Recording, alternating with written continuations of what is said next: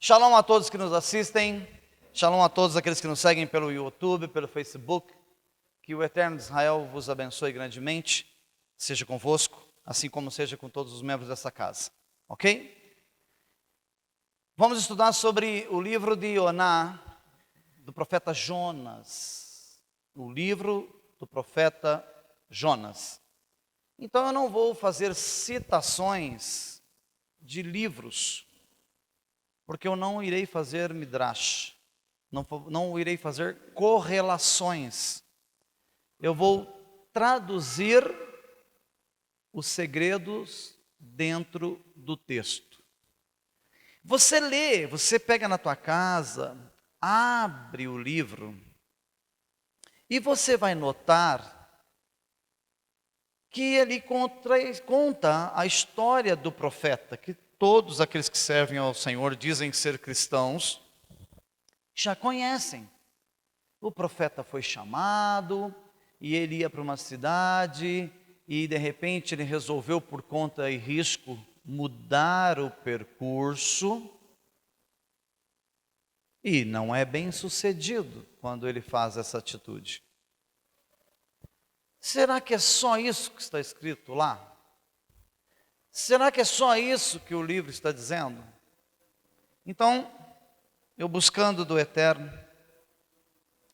me veio um estudo muito interessante a respeito disso.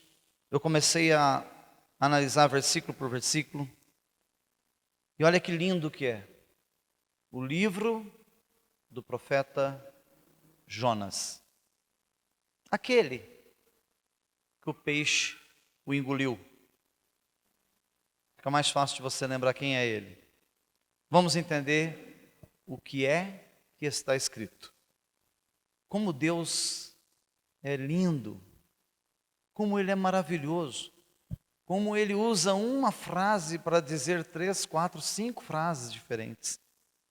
Como Ele coloca dentro do texto mensagens ocultas.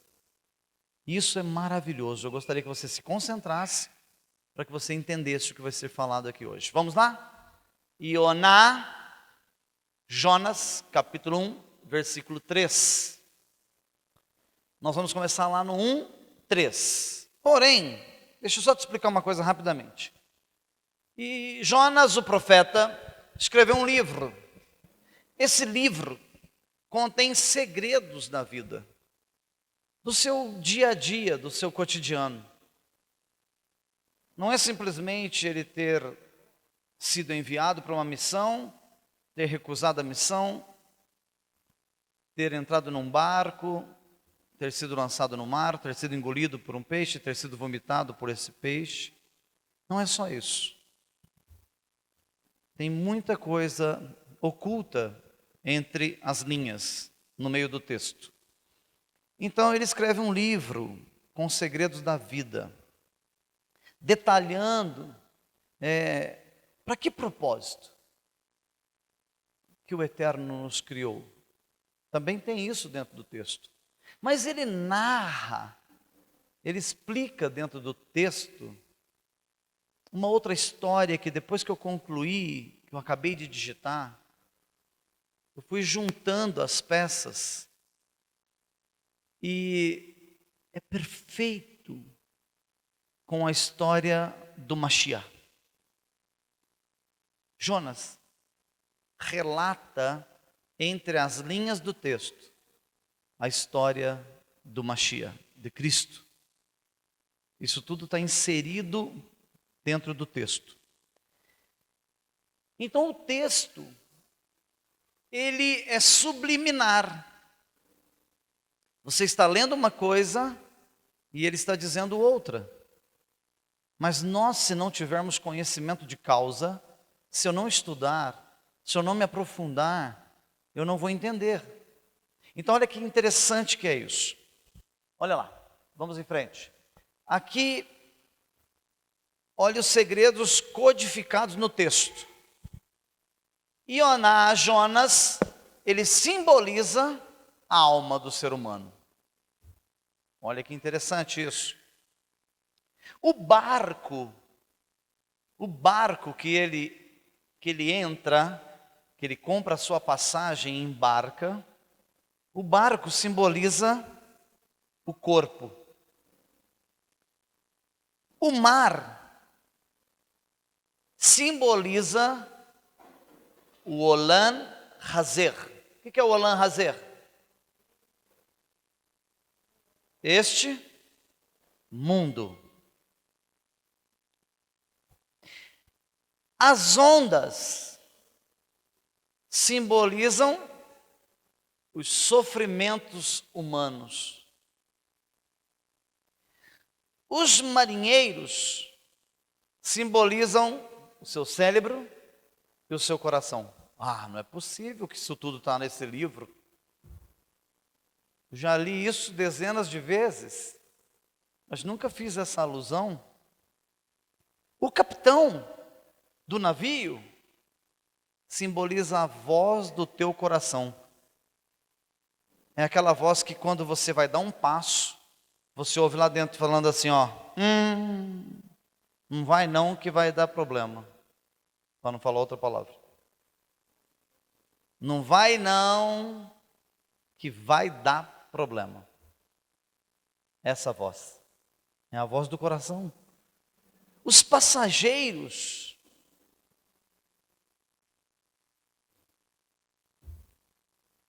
simbolizam o julgamento.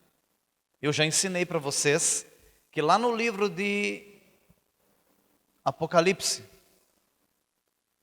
está escrito que abriram-se o livro e os livros. Que existem anjos que anotam tudo que você faz no decorrer do dia. Tudo. Porque naquele dia, no dia do julgamento, estará anotado nos livros. Então, os passageiros simbolizam esse livro. E o peixe é a última etapa da caminhada. Simboliza o túmulo, para o qual, exceto se tivermos a sorte do Mashiach vir na nossa geração, exceto se tivermos essa sorte, cada um de vocês vai descer para o túmulo. Se tem algo que não tem saída para nenhum ser humano, é esse fim. É o peixe. Vamos começar a entender o texto? Então vamos lá. Olha que legal. Jonas capítulo 1, versículo 3. Está escrito da seguinte forma. Então, no entanto,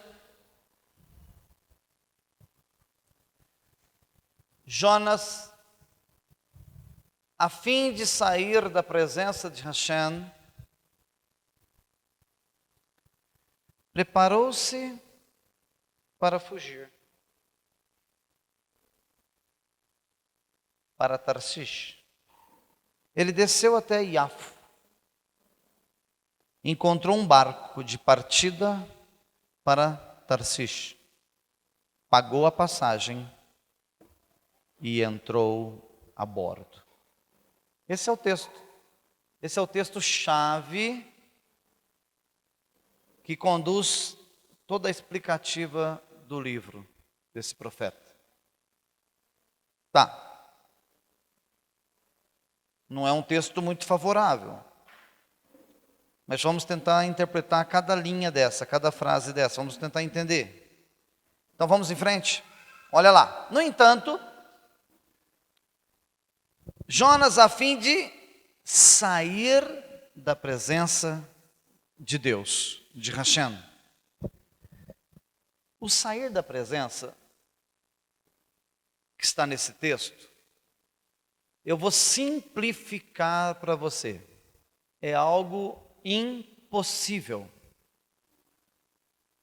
Você pode dizer assim amanhã: eu não vou mais servir a Hashem, não vou mais na igreja. Não quer dizer que você saiu da presença dele. E os olhos do Eterno te contemplam 24 horas por dia. Está escrito que os teus pecados fazem separação entre você e Deus. Fazem o quê? Separação. Mas o senhor está entrando em contradição. O senhor acabou de falar de presença. Eu estou dizendo que nada que você fizer fora da congregação, desviado, fora, não estará registrado. Porque não tem o livro e os livros. Então, tudo chega ao conhecimento do chefe. Nada passa desapercebido pelo Supremo, pelo Eterno. Você pode estar no mundo, porque um dia, quando você reivindicar, lá no tribunal, vai ser falado na tua cara qual foi o caminho, a atitude, qual foi o procedimento que você tomou diante do Eterno. É isso que significa que nós pensamos, imaginamos que podemos fugir da presença do Eterno. Principalmente, se você tem um chamado. Se você chegou aqui nesta casa, você chegou porque havia um propósito de Deus para com você. Ele te chamou, Ele te escolheu, tirou você de uma multidão de pessoas. Franca tem 500 mil habitantes. Tem 11 cidades satélites aí, 11 ou 14 cidades ao redor de Franca. São todas conectadas aqui, mas o Eterno escolheu a dedo e disse: você. Se Ele te trouxe aqui, Ele te trouxe porque tem algo para você fazer para Ele. Ninguém está aqui a turismo, nem a passeio, nem se divertindo. Então, quando nós não cumprimos o nosso chamado, tem pessoas que dizem assim: Rosh, mas eu não canto. Rosh, eu não toco nem sino. Eu não sei ensinar. Eu não sei dançar. Então para que o Eterno me chamou? Eu ouvi isso de um casal aqui na congregação no início do ministério. Esse casal me procurou e disse: não cantamos, não dançamos, não tocamos, mas o Eterno nos chamou para um fim. Eu disse: nós investiremos, seremos fiéis nas nossas ofertas, no nosso dízimo, para manter essa casa aberta. Entenderam o propósito? Esse casal entendeu o propósito? Entendeu? É impossível você fugir de Hashem.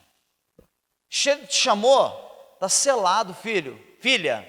Se Ele te chamou para congregar aqui, está selado. Você pode bater cabeça, reclamar, ficar bravinho, bravinha. Está selado.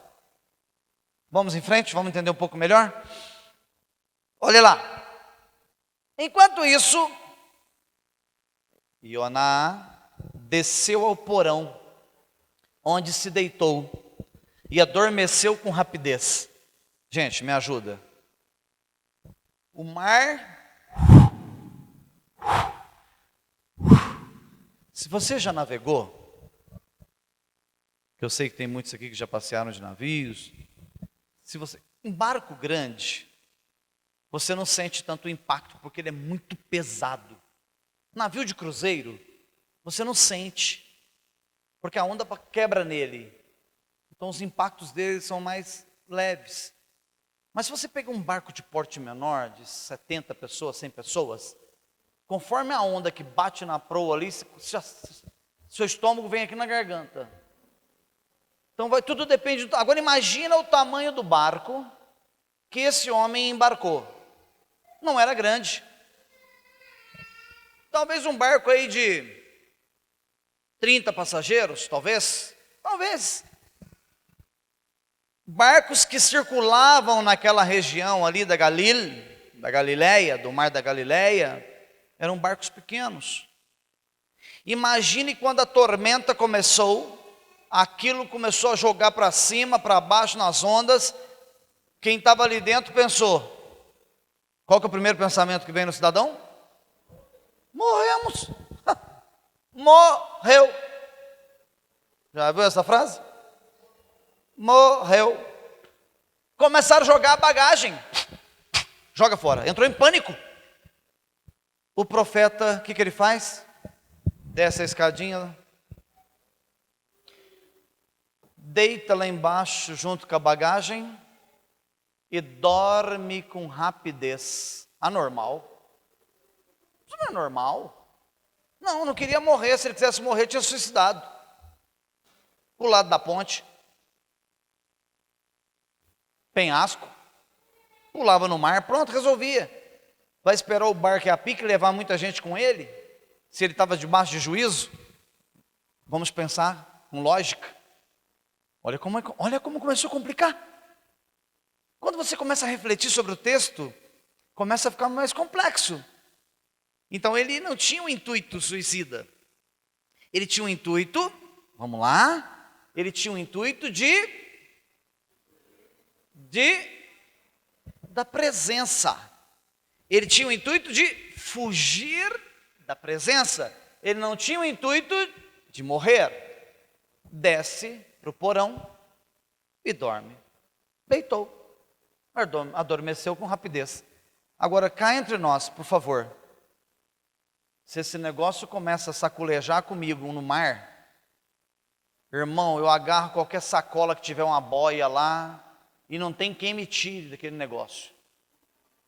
Porque eu sei que na hora que esse barquinho virar, eu estou agarrado em alguma coisa. Tá? Não. O profeta desce e vai dormir. Então existe uma simbologia por trás desse texto.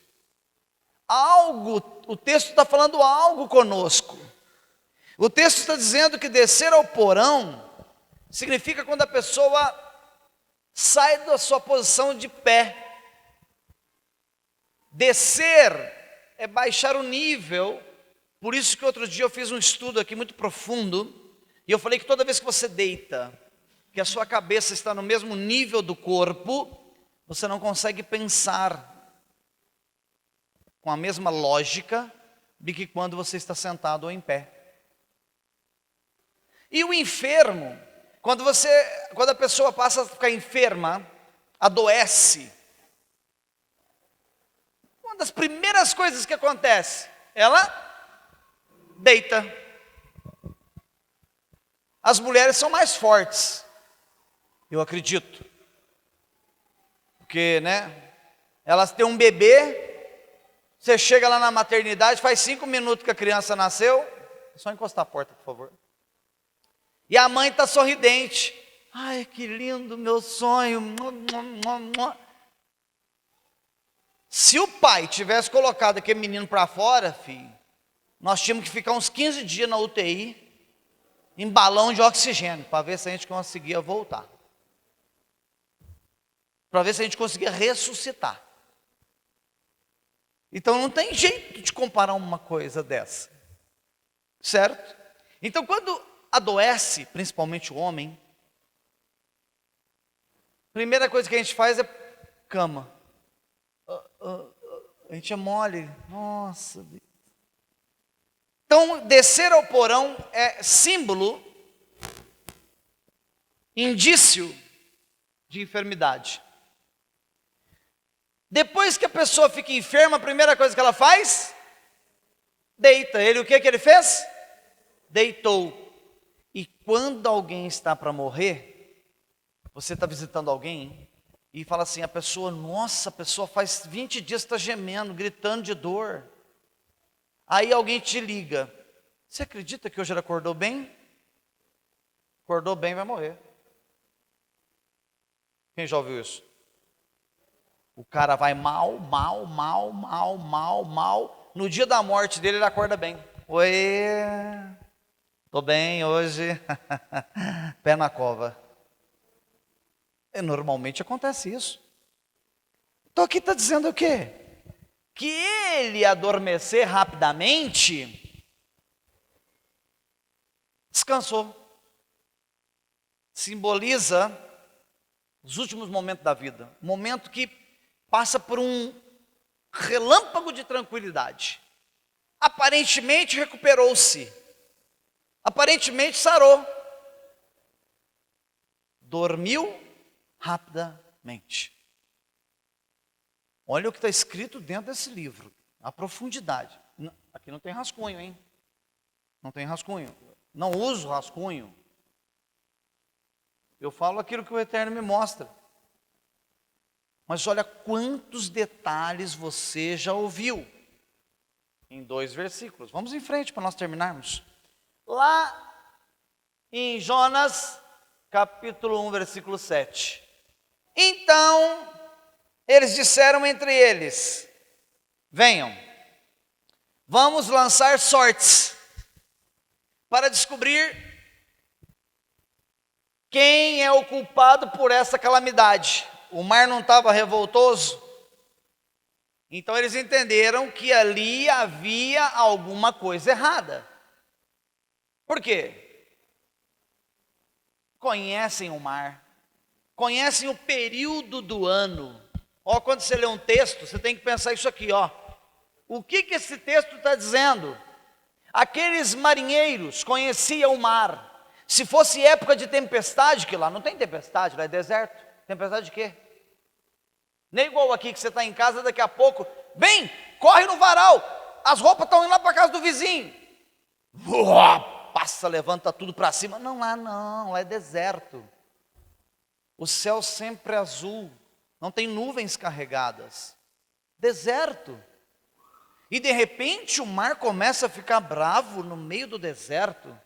Os marinheiros, conhecendo a região, um olha para o outro e diz, isso não é normal? Isso é juízo? Alguma coisa está acontecendo. Vamos lançar sortes. Quando você pega isso dentro do contexto judaico, o lançar sortes dentro do contexto judaico significa julgamento, análise da situação da vida do cidadão. Por isso que lá no livro de Matitiahu, lá em Mateus, está escrito, naquele dia, diante do lançamento das sortes, lá está escrito diferente, lá está escrito, diante do julgamento, ficarão à minha direita as ovelhas, e à minha esquerda os bodes. É porque já foi lançado sorte. Deixa eu traduzir com uma linguagem mais simples. Já foi averiguada a situação do cidadão. Já foi feita uma análise do tempo de vida que lhe foi proporcionado aqui na terra. Aí ele vai ser colocado ou à direita ou à esquerda. Então vem cá. Vamos juntar o quebra-cabeça, que está difícil. Jonas recebe uma ordem do Eterno. Confere. Ao invés dele ir lá e cumprir a ordem, o que ele fez? Fugiu. A fuga é uma desobediência. Quando ele desce para o porão, a desobediência gera uma enfermidade na alma. A enfermidade leva ao sono profundo, à morte. Passando pela morte, entra no julgamento. Olha o quebra-cabeça. Você está entendendo? Isso é forte com força. 30 anos de crente, você nunca ouviu um quebra-cabeça desse na sua vida. Olha como que Deus faz.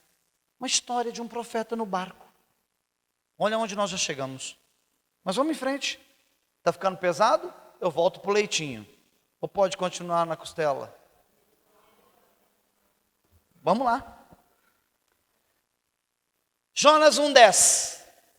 E os homens sentiram um grande temor. Ó, sequência dos versículos. Ó, estou acompanhando a sequência dos versículos. Sentiram um grande temor, no contexto judaico,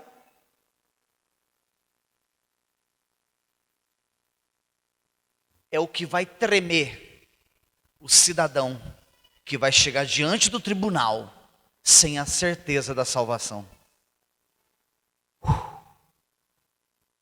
Eles vão sentir grande temor. É por isso que na hora que as pragas apocalípticas começarem a descer, o povo vai chorar, suplicar, implorar, porque eles vão ser tomados de grande temor, que é o pânico da última hora, para aquele que está condenado. Então esses homens que começaram a sentir esse grande temor, eles sabiam que eles estavam à porta de um julgamento, à porta do tribunal, para que o juiz decidisse se sim, se favorável ou se desfavorável. Se sim, para a tempestade e sim, vida, ou se o juiz determina não para, óbito para todos. Grande temor. Está falando no dia do julgamento. A todos. Aqui está falando já a humanidade. Vamos em frente e vamos terminando. Perdão. Jonas 1:13. Mesmo assim, os homens remaram. Olha agora. Olha. Escuta isso. Mesmo assim, os homens remaram com força, tentando retornar à costa. Vamos tentar voltar para a costa. Pega os remos. Toda a força que podiam. Todos os homens empenhados nos remos tentaram retornar à costa. Porque no ponto, no nível que eles estavam do mar, não tinha escape. Essa tentativa de alcançar a costa é o cidadão que apronta, é o cidadão que trai, é o cidadão que mente, é o cidadão que adultera, é o cidadão que rouba, é o cidadão que zomba, é o cidadão que dá as costas para torar, é o cidadão que apronta tudo na vida, leva as coisas de brincadeira na casa do Senhor, e quando ele vê que a tempestade se levanta, ele tenta remar de volta para a costa. Não vai dar conta.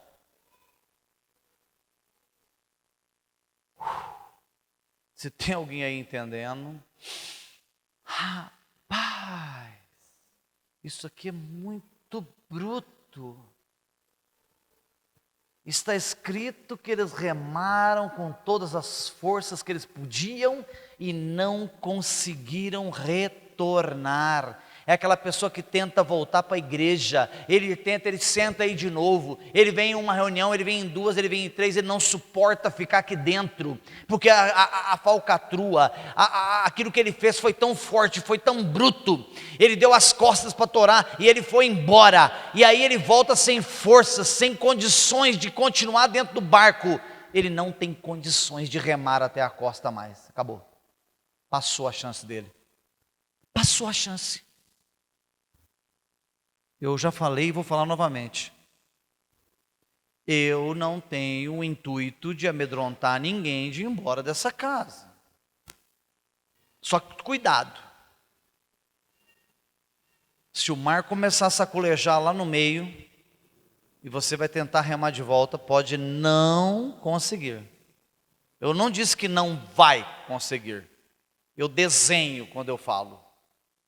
Pode não conseguir. Como muitos já tentaram. Vocês sabem do que eu estou falando.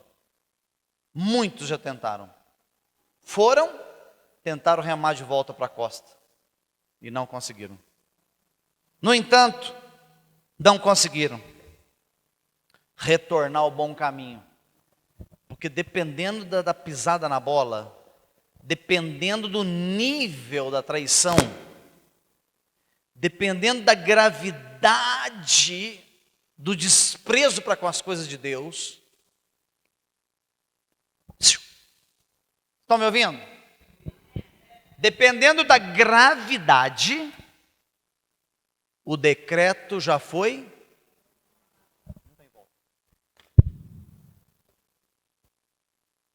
Olha que palavra linda. Está todo mundo pulando, sapateando, fazendo avião. Né? Glória! É lindo demais. Né?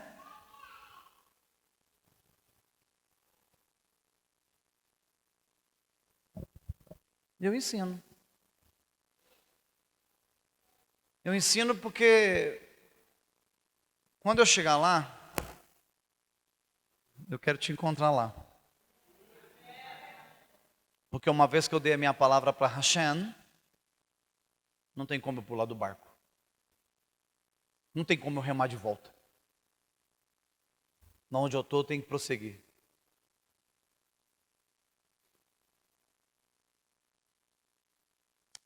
Vamos terminar? Jonas 1,15. Então eles pegaram Jonas e lançaram ele no mar. Porque ele assumiu. Bonito isso. Bonito.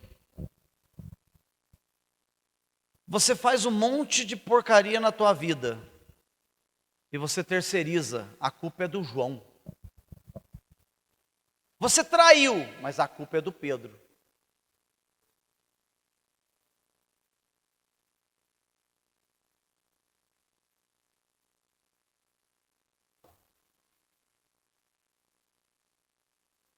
Foi isso que eu falei aqui no começo. Tudo que estava ao meu alcance eu já fiz para muitas pessoas. E são elas ingratas. Muita gente nem lembra. As pessoas não lembram, mas eu lembro. De cada detalhe. Aliás, se um dia eu partir, eu tenho um livro na minha casa que eu anoto tudo que é feito para aqueles que não podem, para os necessitados. Para que se alguém chegar e disser, eu quero ver se o Tzedakah funciona. Senta comigo aqui.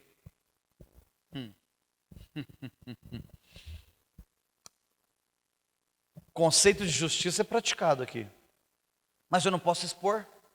Eu não posso tirar foto e pôr nas redes sociais. Eu dei uma cesta básica. Isso é proibido pela Torá. Mas eu posso registrar. Porque a casa precisa ter um controle do que acontece.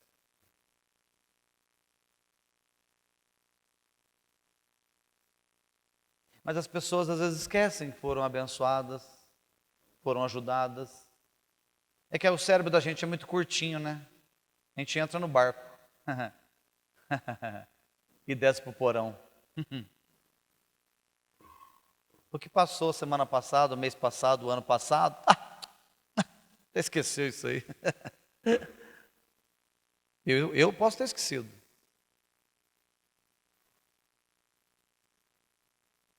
Foi lançado no mar. Lançar no mar simboliza, dentro do contexto judaico, o momento em que a alma é retirada do corpo. Deixa eu te fazer uma pergunta. Mar bravo, ondas gigantescas, barco afundando. Você pega um cidadão e joga ele para fora sem colete salva-vida, sem bote salva-vida. O que vai acontecer com ele?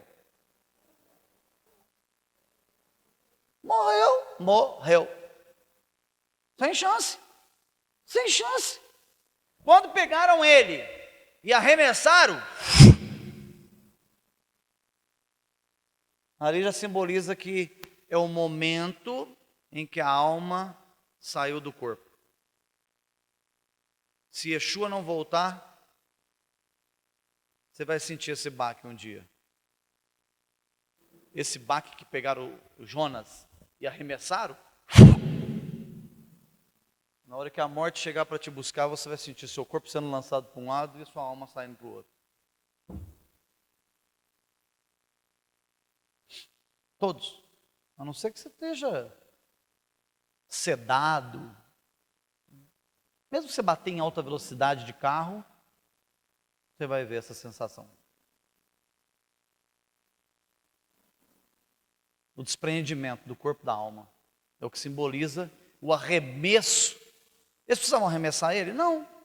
Jonas, sobe aí em cima aí da borda do navio aí, pula dentro da água e some, vai. Vai procurar seu rumo. Podia? Era mais simples? Não. O que eles fizeram? Então eles pegaram o Jonas e o lançaram. Ele não pulou. Ele disse para eles: me lancem.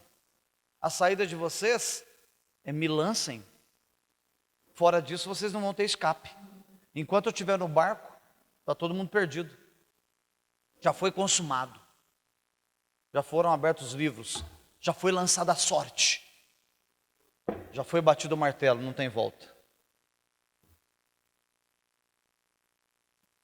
Então quando eles são lançados, é o despreendimento do corpo e da alma. Há um momento em que a alma sai do corpo. O que acontece com o cidadão? Morre. Morre. Assim que ele morre, para onde ele vai? O corpo. O corpo vai para o túmulo. Então quando lançaram ele cai no mar. Olha o que acontece. Quando eles lançam ele e cai no mar, Hashem preparou um grande peixe para engolir Jonas. E Jonas esteve no ventre do peixe por 3 dias e 3 noites. Quando o peixe abre a boca e engole ele, é o túmulo. Não foi desprendida a alma do corpo? No arremesso? Não foi dada a morte, a sentença? Ele entra no túmulo e fica no túmulo por 3 dias e 3 noites. Jonas estava contando a história de Yeshua, que Mashiach, se eu for descodificar essa parte, eu vou gastar mais 1 hora. Que Mashiach tinha tudo, tinha o livro da vida na mão.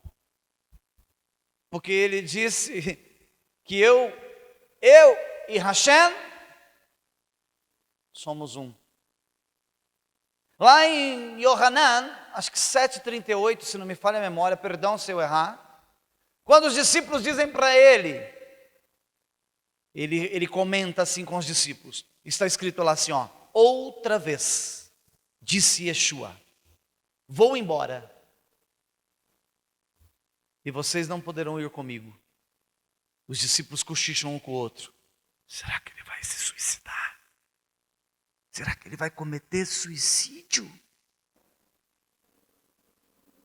Ele, sabendo que comentaram isso, ele diz: para onde eu vou, vós não podereis ir, porque eu sou de cima, vós sois de baixo.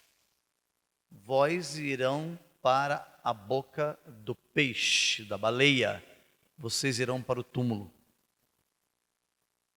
Vocês são de baixo, eu sou de cima. Mas Mashiach, como veio na terra, como Cristo, o Messias, veio na terra 100% homem, ele tinha que passar por todo o contexto humano.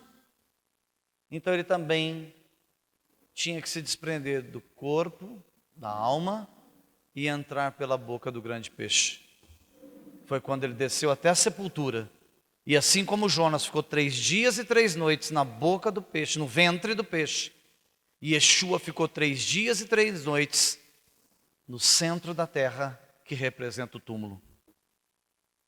E que diz as Escrituras que ele foi até mais abaixo, nos mundos mais inferiores, chamado Geena, Sheol. lá nas profundezas, na tormenta. Mas ao terceiro dia, Yeshua ressuscita dentre os mortos. Seu corpo passa a ser um corpo transformado, incorruptível.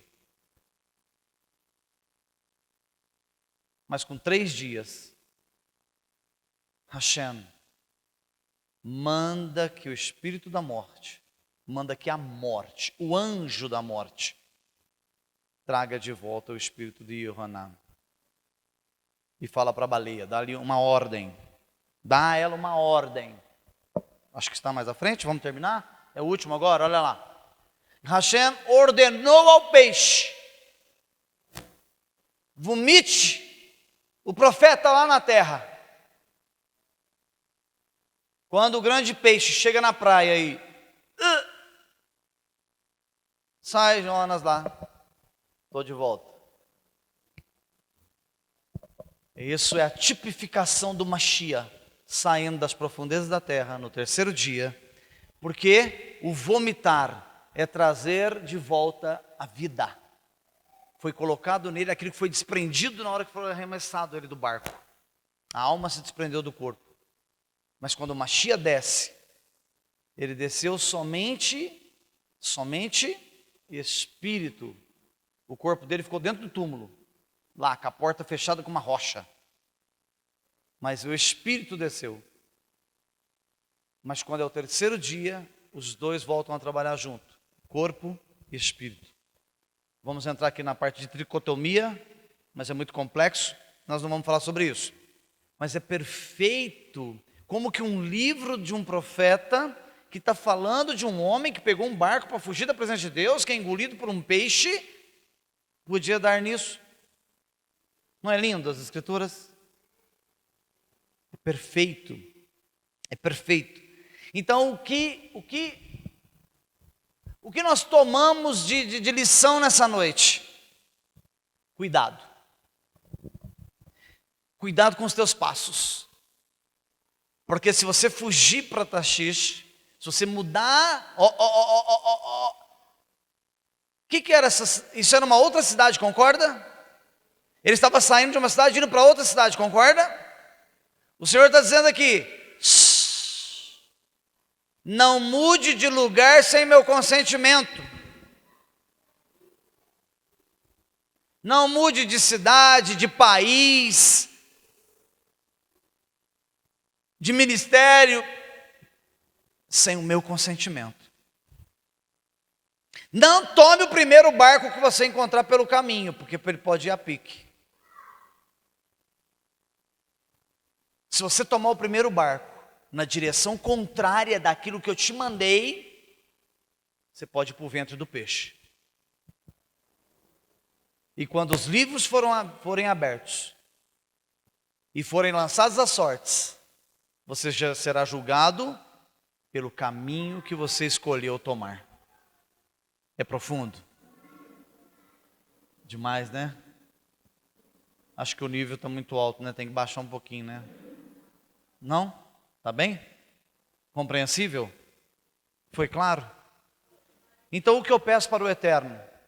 Faça com que nós, que somos homens e mulheres falhos, que às vezes nós temos um entendimento curto, não conseguimos compreender tantas coisas do Eterno, estamos lutando para melhorar todo dia, que Ele na sua misericórdia faça com que compreendamos as suas escrituras, para que possamos não tomar o barco errado,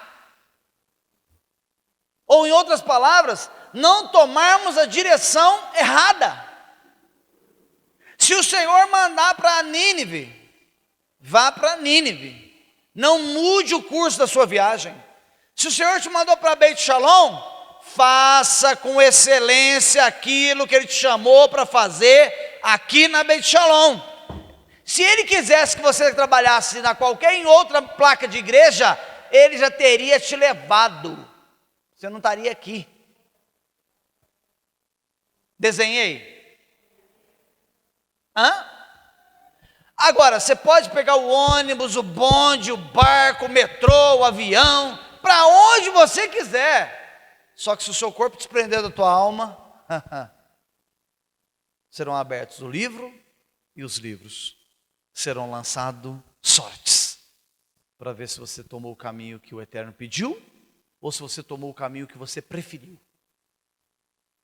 Ai, que palavra gostosa. Nossa, que delícia. Que bênção. Que o Eterno de Israel, o Ha-Kadosh Baruhu, o Santo, bendito seja, possa nos dar graça, discernimento, sabedoria, temor, para que possamos servi-lo verdadeiramente, sem maquiagem, sem falsidade, sem ilusão, sem engano, com transparência. Porque deixa eu te dizer uma coisa, pode ver que a nossa casa não é lotada, porque muita gente pega o barco para a cidade errada, não quer ir para onde o Eterno tem mandado. Que essa lição dessa noite seja vida na tua vida, seja cura para os teus ossos. Que se por acaso você planejou sem consultar, consulte. Clame ao Senhor para que Ele seja contigo em todo o tempo. Bendito seja por essa palavra maravilhosa. Amém? Amém. Yevarecha Adonai veishmerecha, Yaev Adonai panamelecha viunecha, Issa Adonai, Adonai panavelecha, veasem lecha, Shalom.